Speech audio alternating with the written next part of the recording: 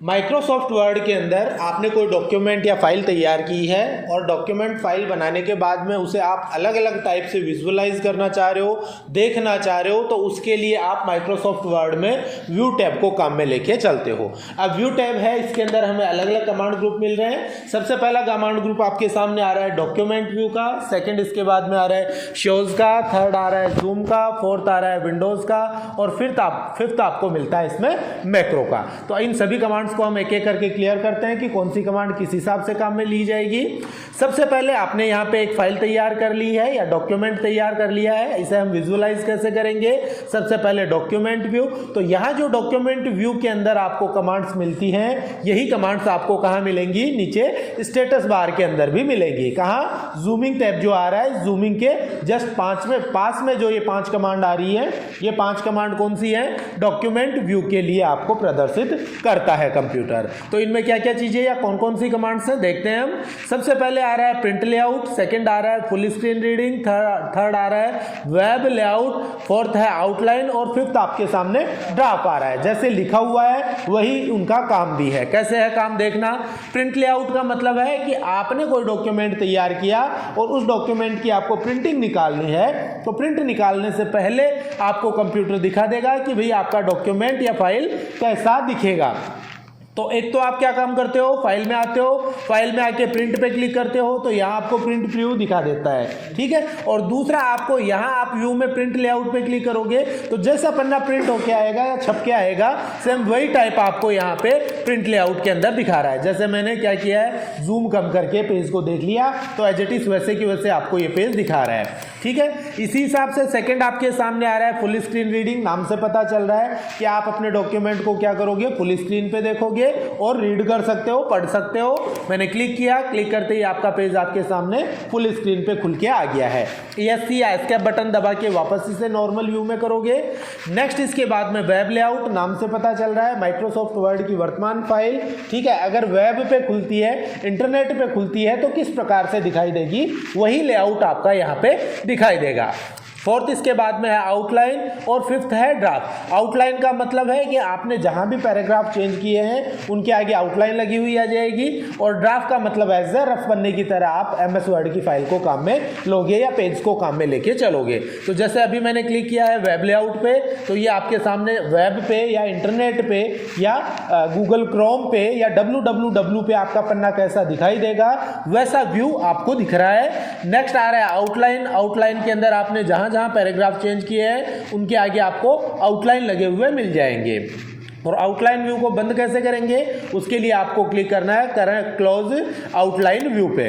Next इसके बाद में लास्ट आपका आ रहा है डॉक्यूमेंट व्यू के अंदर ड्राफ्ट का। ड्राफ्ट की सहायता से आप क्या कर सकते हो, डॉक्यूमेंट या फाइल जो आपने बना रखी है इसको एज ए आप एक रफ पेज की तरह काम में ले सकते हो, या रफ पेज में जैसे आपका नॉर्मल मैटर दिखाई देगा वैसा आपको ड्राफ्ट के अंदर दिखाई देगा। तो यहाँ हमें ध्यान रखना है कि आपका जो डॉक्यूमेंट व्यू है वो हमेशा पेज लेआउट या प्रिंट लेआउट के रूप में होना चाहिए। और यही 5 कमांड आपको यहां पे मिल रही है। कहां, टास्क बार के अंदर। सबसे पहला देखो प्रिंट लेआउट आ रहा है, सेकंड आ रहा है फुल स्क्रीन रीडिंग, थर्ड इसके बाद में आ रहा है वेब लेआउट, फोर्थ आपके सामने आ रहा है आउटलाइन और फिफ्थ इसके बाद में आ रहा है ड्राफ्ट। तो यहां से भी आप डॉक्यूमेंट व्यू सेट कर सकते हो या फिर व्यू टैब के अंदर हम डॉक्यूमेंट व्यू की सहायता से भी क्या कर सकते हैं, डॉक्यूमेंट व्यू चेंज कर देते हैं। कई बार हमारे सामने क्या होता है, जैसे वेब लेआउट रहता है, आप लोग पेज को जूम आउट कर लेते हो, जूम इन कर लेते हो, मगर पन्ना सही नहीं होता, ठीक है। कई बार समस्या आई है आप लोगों के सामने, तो उसे आप कैसे सेट करोगे, आपको आना है व्यू टैब और व्यू के अंदर आपको प्रिंट लेआउट पे क्लिक करना है, आपका वापस नॉर्मल पेज आपके सामने प्रदर्शित हो जाएगा। सेकंड इसके बाद में आ रहा है शोज का। शोज में ज़्यादा कुछ नहीं है, आपने जो रूलर बार है उसे आप शो हाइड कर सकते हो, ग्रिड लाइंस को शो हाइड कर सकते हो और नेविगेशन पेन को शो हाइड कर सकते हो। तो यहाँ आप रूलर बार शो हाइड करोगे या पैमाना जिसे हम बोलते हैं, वो रूलर बार या पैमाना आप क्या करोगे, शो हाइड करोगे, ग्रिड लाइंस को शो हाइड करोगे और नेविगेशन पेन्स को शो हाइड करोगे। नेक्स्ट इसके बाद में जूमिंग टैब आ रहा है। तो जूमिंग में कोई खास काम नहीं है, जो काम आपने अभी यहाँ नीचे स्टेटस बार में जूमिंग की सहायता से किया वही सारा काम आप यहाँ से कर सकते हो। जूम ज़्यादा कम और ज़्यादा करोगे, जैसे मैंने जूम पे क्लिक किया, अब जूम के अंदर अलग अलग आपको जूमिंग दिखा रहा है, जैसे 200%, 100%, 75%। जैसे मैंने 200% करके ओके किया तो आपका पेज का जूम बढ़ के बड़ा हो गया है। यहाँ एक चीज़ हमें ध्यान और देनी है कि मैं मिनिमम जूम कर रहा हूँ, तो मिनिमम जूम देखो माइक्रोसॉफ्ट वर्ड में कितनी आ रही है, 10 की आ रही है। कितनी आ रही है, 10 आ रही है। और अगर मैं मैक्सिमम जूम करता हूँ तो मैक्सिमम जूम आपके सामने आ रही है 500%। तो यहाँ आपको ये भी ध्यान में रखना है कि माइक्रोसॉफ्ट वर्ड के अंदर मिनिमम जूमिंग जो है वो आती है 10% और मैक्सिमम जूमिंग जो आती है वो 500% आती है। और बेसिक जूम जो रहती है या बाय डिफ़ॉल्ट जो जूम रहती है वो 100% रहती है। ये हमें ध्यान रखना है। इसके अलावा आगे और क्या क्या आ रहे हैं कमांड्स आपके सामने। यहाँ से आप 100% पे करोगे पेज को, नेक्स्ट पेज जूमिंग को, नेक्स्ट 1 पेज आ रहा है, इट मीन्स पूरे पेज को एक साथ देखेंगे। 2 पेज में अगर हमारे पास जैसे 2 पेज टाइप किए हुए हैं, मैंने कॉपी किया और पेस्ट कर दिया, ठीक है। अभी देखो 2 3 4 5 पन्ने मैंने टाइप कर लिए। अब एक बार में अपने सामने कितने पेज शो कर रहा है डिस्प्ले पे, 2 पेज। वापस मैंने 1 पेज पे किया, सिंगल पेज दिखा रहा है, 2 पेज पे किया, 2 पेज आपके सामने आ रहे हैं। वापस आप किस पे क्लिक करोगे, पेज वाइड पे या 100% पे मैंने किया, 100% में आपका वापस जूम क्या हो के आ गया है, 100% होके आ गया है। नेक्स्ट हम कर रहे हैं पेज वाइड, इट मीन्स आपके जो पेज की चौड़ाई है वो आपकी लेफ्ट टू राइट बराबर अरेंज होके आएगी। कैसे, पेज वाइड पे मैंने क्लिक किया, देखो देखिए पूरा पन्ना आपका ऑटोमेटिकली अरेंज होके आ गया वाइड एंगल के अंदर। वापस आप 100% पे क्लिक करोगे तो वापस आपका पेज 100% पे आ जाएगा। तो ये काम था आपका जूमिंग का। तो जूमिंग में आपको ध्यान रखना है कि डॉक्यूमेंट में बाय डिफॉल्ट जूमिंग जो होती है वो 100% होती है, मिनिमम जूमिंग जो होती है वो 10% होती है और मैक्सिमम जूमिंग जो होती है वो 500% होती है। तो ये हमें माइक्रोसॉफ्ट वर्ड में ध्यान रखना है।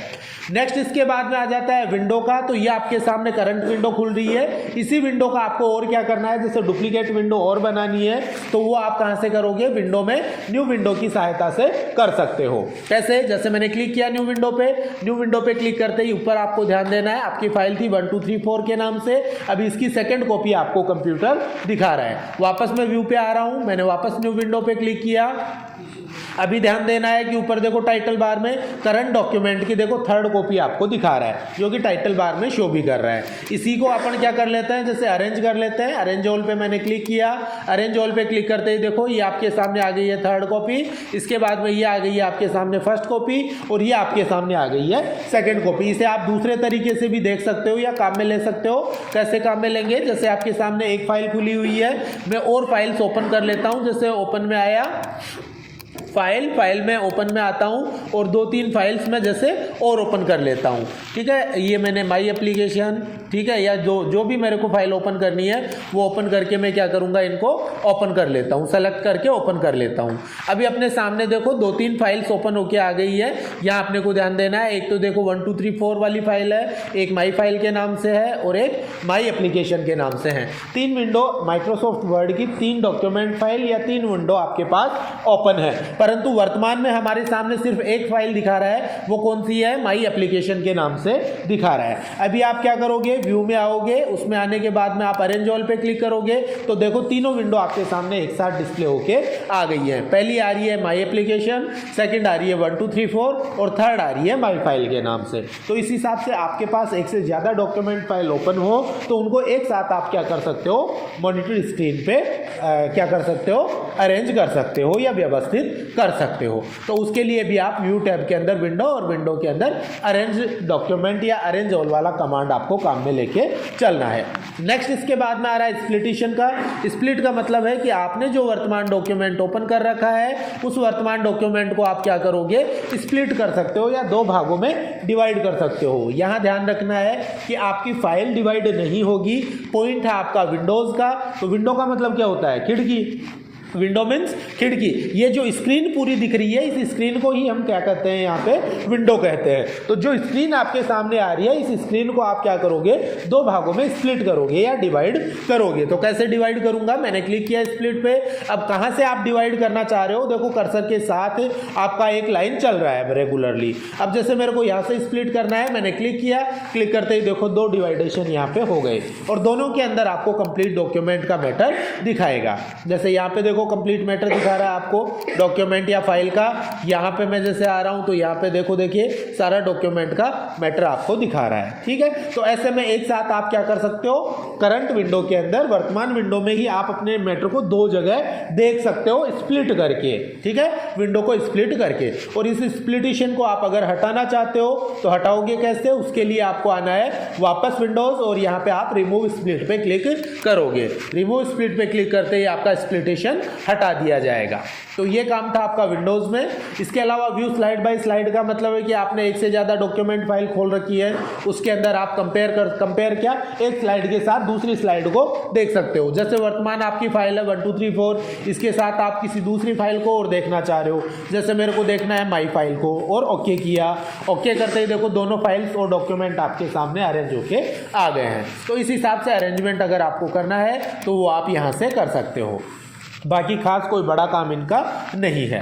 नेक्स्ट इसके बाद में है स्विच विंडो का। तो स्विच विंडो के अंदर आप क्या कर सकते हो, एक विंडो से दूसरी विंडो पे जा सकते हो। कैसे, अभी आपके पास 3 डॉक्यूमेंट की विंडोज़ खुली हुई है, उन विंडोज़ में अभी आप वर्तमान में हो, देखो 1 2 3 4 पे आपको जाना है माई एप्लीकेशन या माई फाइल। जैसे मेरे को जाना है माई एप्लीकेशन, मैंने क्लिक किया माई एप्लीकेशन, देखो माई एप्लीकेशन वाली विंडो आपके सामने ओपन होके आ गई है। जैसे मैं वापस चेंज करता हूँ स्विच विंडो, को जाना है माई फाइल पे मैंने क्लिक किया, देखो माई फाइल वाला जो विंडो है वो आपके सामने डिस्प्ले पे ऊपर ही ऊपर आ गया है। तो ऐसे में आप क्या करोगे, विंडोज को काम में लेके चलोगे। और लास्ट कमांड इसके बाद में आपकी आ रही है मैक्रोज की। तो मैक्रो होता क्या है, मैक्रो क्या करता है, आपके द्वारा जो भी कमांड मैक्रो स्टार्ट करने के बाद में एक्टिव की जाती है, रन की जाती है या काम में ली जाती है, उन कमांड्स को मैक्रो क्या करता है, रिकॉर्ड करके रख लेता है। फॉर एग्जांपल आप क्या करते हो, आप हर बार हर डॉक्यूमेंट में क्या करते हो,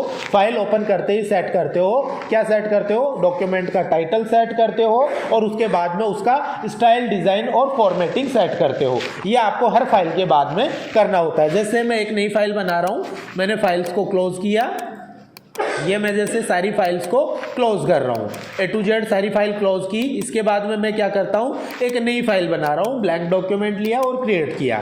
जैसे ही मैं कोई नया डॉक्यूमेंट बनाता हूँ, सबसे पहला काम मेरा क्या होता है कि मैं सबसे पहले डॉक्यूमेंट का टाइटल लिखता हूँ, उसके बाद में उसे सेलेक्ट करके उसकी साइज चेंज करता हूँ, उसकी स्टाइल चेंज करता हूँ, उसमें फॉर्मेटिंग वगैरह लगाता हूँ। वो सारा काम मैं सबसे पहले करता हूँ डॉक्यूमेंट बनाने के बाद या पहला डॉक्यूमेंट क्रिएट करने के बाद। तो ऐसे में हम क्या करेंगे, व्यू के अंदर आएंगे, मैक्रो की सहायता से हम जो भी कमांड काम में लेते हैं, जो भी इंस्ट्रक्शंस काम में लेते हैं या जो भी इंस्ट्रक्शन कंप्यूटर को देते हैं, उन इंस्ट्रक्शंस को हम क्या करते हैं, रिकॉर्ड करके रख लेते हैं। एज ए कॉपी पेस्ट की तरह काम आता है भाई। वैसे अगर आपको टेक्स्ट कॉपी पेस्ट करना हो तो आप क्या करते हो, Ctrl+C से कॉपी और Ctrl+V से पेस्ट। मगर आप कमांड्स को ही कॉपी करके रखना चाहो और भविष्य के अंदर आपको जब जरूरत पड़े आप उनको पेस्ट कर लो, तो उसके लिए आप मैक्रो कमांड को काम में ले सकते हो। ये वैसे आपका क्या होता है, एक VBA कमांड होती है। VBA कमांड का मतलब बोल सकते हैं कि हम क्या करते हैं, एज ए एक प्रोग्राम क्रिएट करते हैं। ठीक है, क्या करते हैं, एक प्रोग्राम क्रिएट करते हैं। तो अभी मैं करके बताता हूं किस हिसाब से मैक्रो को काम में लेंगे। तो पहला तो देखो, मैक्रो के लिए शॉर्टकट की क्या है, मैक्रो के लिए एल्ट के साथ क्या दे रखा है, F5 दे रखा है, ध्यान देना। ठीक है, तो ये तो मैक्रो के लिए क्या है, शॉर्टकट की है। वैसे शॉर्टकट की जरूरत नहीं है, अपन सीधा कंप्लीट करते हैं कि किस हिसाब से मैक्रो को काम में लेंगे। तो इसके लिए मैं सबसे पहले मैक्रो पे आ रहा हूं और मैक्रो के पे आने के बाद में मेरे को सबसे पहले किस पे क्लिक करना है, रिकॉर्ड मैक्रो पे क्लिक करना है। मैंने क्लिक किया रिकॉर्ड मैक्रो पे। इस पे क्लिक करने के बाद में आपको मैक्रो का नाम डालना है कि आप किस नाम से रखना चाह रहे हो मैक्रो को। तो मैक्रो का नाम डाल दिया है मैंने, जैसे मैंने दे दिया रिकॉर्ड 1। ये रिकॉर्डिंग फर्स्ट मैंने सेट कर दी। अब इसके बाद में अगर आप इसकी कोई शॉर्टकट की भी रखना चाह रहे हो तो आप कीबोर्ड पे क्लिक करके इसकी कोई शॉर्टकट की भी रख सकते हो। एक बार में बिना शॉर्टकट की के कोई मैक्रो रिकॉर्ड कर रहा हूं, तो मैंने क्लिक किया सीधा ओके पे क्लिक करते ही आपकी रिकॉर्डिंग स्टार्ट हो गई है। अब आप यहाँ जो भी काम करोगे वो एज ए फंक्शन या कमांड की तरह क्या होगा, रिकॉर्ड होके सेव हो जाएगा। कहाँ, मैक्रो के अंदर। तो मैं जैसे यहाँ कुछ भी कर लेता हूं, जैसे मैं सबसे पहले हेडिंग दे देता हूं माई FILE, माई फाइल। इसके बाद में मैंने इसे सेलेक्ट किया, सेलेक्ट करने के बाद होम रिबन बार में आया और मैंने इसकी फॉन्ट साइज बढ़ाई, इसे बीच में कर लिया है यानी सेंटर अलाइनमेंट किया, इसे बोल्ड कर लिया है और अंडरलाइन कर दिया है। इसके बाद में और क्या किया, टेक्स्ट को मैंने अपर केस में चेंज कर लिया है और उसके बाद में मैंने क्या किया, एंटर से नीचे आ गया और यहाँ पे मैंने क्या कर लिया, डबल लाइन सेट कर ली है। ये मैंने सेट कर लिया। अभी क्या है, अपना मैक्रो रिकॉर्ड हो रहा है, इस वजह से ये ऑटो करेक्ट नहीं हुआ, तो मैंने ये जैसे डबल लाइन सेट कर दी और एंटर से नीचे आ गया। ये जैसे मैंने हेडिंग सेट की है मैक्रो के अंदर। अब जैसे मेरे को मैक्रो को बंद करना है तो क्या करूँगा, वापस व्यू में आऊँगा, उसके बाद मैं मैक्रो और मैक्रो के अंदर में आके क्या करूँगा, स्टॉप रिकॉर्डिंग पे क्लिक करूँगा। ये मैंने स्टॉप रिकॉर्डिंग पे क्लिक कर दिया। अब भैया मैंने जो भी काम किया था अभी मैक्रो पे क्लिक करने के बाद का, वो आपका रिकॉर्ड होके सेव हो गया है मैक्रो या VBA प्रोजेक्ट के अंदर। तो अब वो कैसे काम आएगा, जैसे मैं क्या करता हूँ, माइक्रोसॉफ्ट वर्ड को बंद कर देता हूँ। ये मैंने माइक्रोसॉफ्ट वर्ड को बंद कर दिया और इसके बाद में दोबारा मान लो आज कल परसों तरसों कभी भी मैं क्या कर रहा हूँ, वापस माइक्रोसॉफ्ट वर्ड में आ रहा हूँ और एक नया डॉक्यूमेंट में बना रहा हूँ, तो मेरे को हेडिंग फिक्स देनी है जैसे मेरे को फर्स्ट में देनी होती है। तो मैं क्या करूँगा, वापस व्यू में आऊँगा, मैक्रो पे आऊँगा, इसमें मैं किस पे क्लिक करूँगा, व्यू मैक्रो पे क्लिक करूँगा। मैक्रो अपना किस नाम से था, रिकॉर्डिंग फर्स्ट के नाम से, उस पर मुझे क्लिक करना है और उसके बाद में मैं किस पे क्लिक करूँगा, रन पे क्लिक करूँगा। तो देखो जहाँ तक का काम अपने को हेडिंग वगैरह डालने का था वो किया कराया मिल गया। तो ऐसे में आप क्या कर सकते हो, मैक्रो वगैरह को रिकॉर्ड करके रख सकते हो, जो चीज़ आपको बार बार रिपीट करनी होती है या बार बार में काम में लेनी होती है। तो उन कमांड्स को आप क्या कर सकते हो, रिकॉर्ड करके रख सकते हो। किसकी सहायता से, रिकॉर्ड मैक्रो की सहायता से। अगर आपने रिकॉर्ड मैक्रो पहले से कर रखा है और उसे आप अपनी फाइल में लगाना चाह रहे हो तो ऐसे में आपको व्यू मैक्रो में आना है। उसके बाद में यहाँ आपको मैक्रोज की लिस्ट मिल जाएगी, जो जो आपने रिकॉर्ड कर रखे हैं उस पर आपको क्लिक करना है और लास्ट में रन बटन पे क्लिक करते ही वो जो मैक्रो है वो आपका रिकॉर्ड होके आ जाएगा या आपके सामने डिस्प्ले कर देगा जो भी कमांड आपने मैक्रो में रिकॉर्ड कर रखी थी। तो ऐसे में आपको मैक्रो कमांड को काम में लेके चलना है। आज आपका माइक्रोसॉफ्ट वर्ड प्रोग्राम मैंने कंप्लीट कर दिया है, इसका आपको रिवीजन करना है। कहीं भी समस्या आए तो मेरे को दोबारा